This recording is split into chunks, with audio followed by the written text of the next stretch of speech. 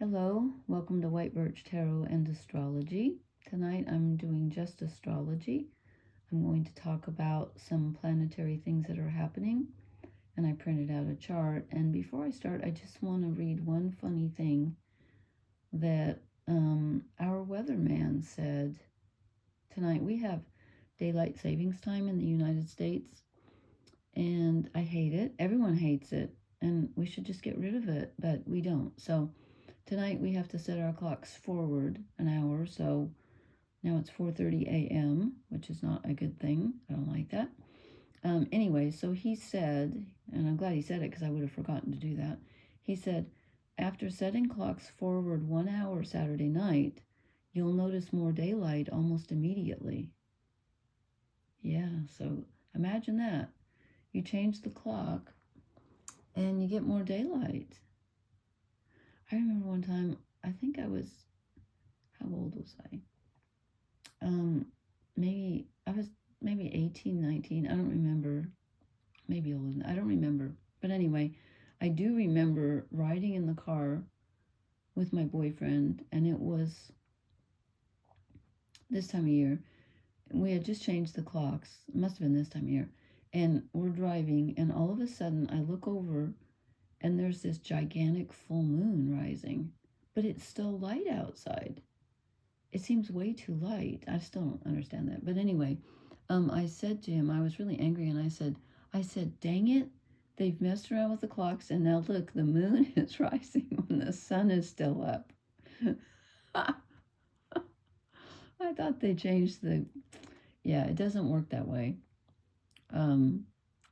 which he pointed out to me. Anyway, I probably shouldn't share that. I'm time challenged, whatever. Okay, so what I'm going to talk about, and actually, I had to write some of this down because there's just too much. I just didn't want to forget anything. But here's the big deal. Okay, there's a lot of big deals, and I did not even notice that we had a grand trine until I printed this out. I knew we had the trine here, but I usually don't include the moon because she moves so quickly. But this is printed out for Sunday the 8th at noon Eastern time in the U.S., so adjust accordingly. But this conjunction goes on for a while. I'll talk about the grand trine in a minute, but what I was starting with was Venus at 2 degrees of Aries, which I just realized is on one of my planets here, as are a bunch of things. She just was conjunct Neptune like yesterday or the day before, and now she's conjunct Saturn. So basically she's conjunct both of them, which is very intense, okay? So at the beginning of Aries, if you have anything at the beginning of the cardinal signs, which are Aries, Cancer, Libra, and Capricorn, then it's a square or an opposition, which is a tense aspect.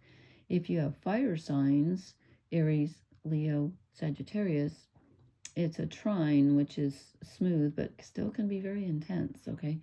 So I just want to make sure I don't forget anything. So we have Venus, who rules our relationships, how we relate to others, how we relate to ourselves, what we value, what we find beautiful, and what we find harmonious, and how we express that energy, okay? And in Aries, that brings her in touch with her desires. Aries is all about desires. It's about beginnings. We're at the beginning of the zodiac. Sorry, I'm doing this in my bed because it's so freezing in here. So I'm not at the table. Anyway, it doesn't matter. So she's very bold.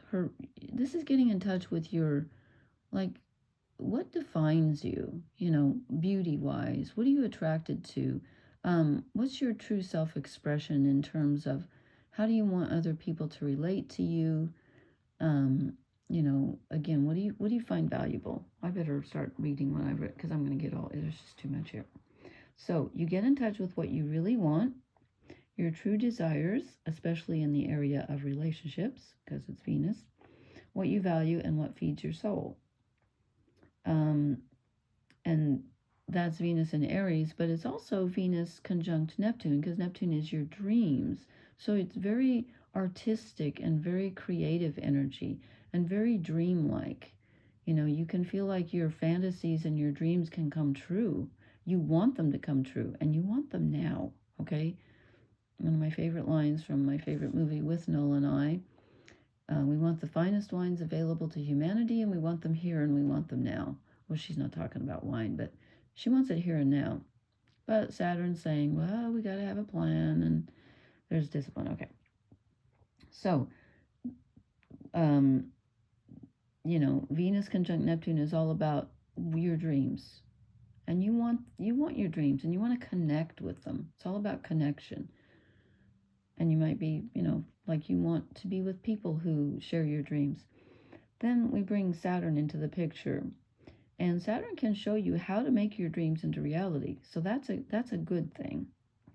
It can also help you clarify what matters to you on an earthly level. So like your attitude toward money and possessions, just whatever's tangible. And again, when it's in Aries, then it's about getting in touch with what you desire on a spiritual level, on a romantic level, and a tangible level, okay? And as I said, Aries energy is very impatient, and Saturn's all about patience, so there's a little struggle here. That's the challenging side, because there's always a challenging side. And you can also feel like your dreams are being blocked because of Saturn here, because Saturn's all about reality. And you can feel like reality is getting in the way. You can feel kind of a heaviness in relationships, especially feeling like you have too much responsibility in relationships. And then the negative side of the conjuncting Neptune part is that you can feel very confused. You can feel like you don't know what you want, and you don't know how to get what you want. Neptune just kind of, it brings in really imaginative energy, but it also confuses things. You can feel conflicting desires. And even when you think you know exactly what you want, then you can feel conflicted about how to get it. So, and since we're at the very beginning of Aries, which is the beginning of the zodiac here, it's talking about new beginnings. So you might feel like you want a new relationship or new dreams, something to make you happy, something that you find beautiful, something you want to express. Even a new adventure, since it's in Aries. And but again, it has to be practical. It has to be doable. And also, Venus in Aries is also very willing to stand up for what she believes in and what she desires and who she desires and who she loves, and stand up and fight for them. She's very bold in this sign. And if you watched my tarot reading last night, I drew the Queen of Wands together with the High Priestess. And that seems very appropriate for Venus in Aries to me. And, you know, since it's Venus here rather than Mars in Aries, she does take into account pleasing others as well as pleasing herself, even though Aries energy can be a little self-absorbed. I'm not saying selfish necessarily, because Aries can be very, you know, can be very standing up for others, especially the underdog. But it can be a little self-absorbed, I will have to say that. And Aries usually isn't shy about expressing their desires. But again, with Venus here, she's going to be careful she doesn't step on too many toes, hopefully. So relationships at this time can be very rewarding, but they can also be a little challenging. And you're thinking, you know, well, when aren't they? And then we have this mini grand trine here, which I also kind of didn't notice until I printed this out. This is a little wide over here, but Venus at 2 degrees, she's going to, you know, move this way. She's going to move quicker than these other two planets. So I think it's on the 10th. Or did I write that down? Where is she? No, I've got it on the 8th. Well, I don't see that exact. Okay, well, anyway, in the next couple of days, Venus is going to have a sextile, which is 60 degrees, to Pluto in Aquarius. That's another smooth aspect. It's not quite as, of course, it's not as powerful as a conjunction, but it's pretty powerful. So, And that means that Saturn is also sextiling Pluto, which I just noticed, because that's 2 degrees also. Okay, um, so Venus here, she's getting this download of, what do I want? My heart of hearts. How do I make it real? And then she connects with the god of death, transformation, and rebirth. So now subconscious things start coming up. And since it's in Aquarius, she gets a new look, another point of view about something maybe she's been carrying for a long time, something she wasn't aware of. And this Saturn sextiling Pluto means that these two planets are working together. So we have transformative energy working with structural energy that can manifest. So it's a really good time to make a change. You can change something, some kind of a subconscious belief or viewpoint or emotional thing. I don't know. If you're willing to put in some disciplined effort, and your actions have to be a little structured when Saturn's involved. But that's really important. You might be able to get rid of something that's been blocking you. Okay, and then just briefly I'm going to talk about this grand trine here. So we have the Sun and Mercury, which are together 3 degrees apart in Pisces. It's common for them to be very close, but they're really close now. I think Mercury moves more quickly. I think he's moving towards the Sun. Anyway, so they're speaking, and the energy is flowing very freely between Jupiter retrograde in Cancer at 15 degrees. So again, Jupiter's, expands everything he touches. It's about generosity and luck and expansion and philosophy. And in Cancer, it's about childhood and the mother and memories and how we like to be nurtured and how we nurture others. And it's in conversation with the moon in Scorpio. So here comes our emotional self, like our it's in the sign of the subconscious, Scorpio. So our personal subconscious. So it's intimacy, and there could be some insights here where you're able to process on a mental level some old emotions or even some present emotions, because the moon won't stay here very long. So this is a brief aspect, but this one stays a little longer. And so this is really getting in touch with something, I feel, something from the past, since Jupiter's retrograde in Cancer. There's a lot of emotional energy going on here, and you're thinking a lot about the past.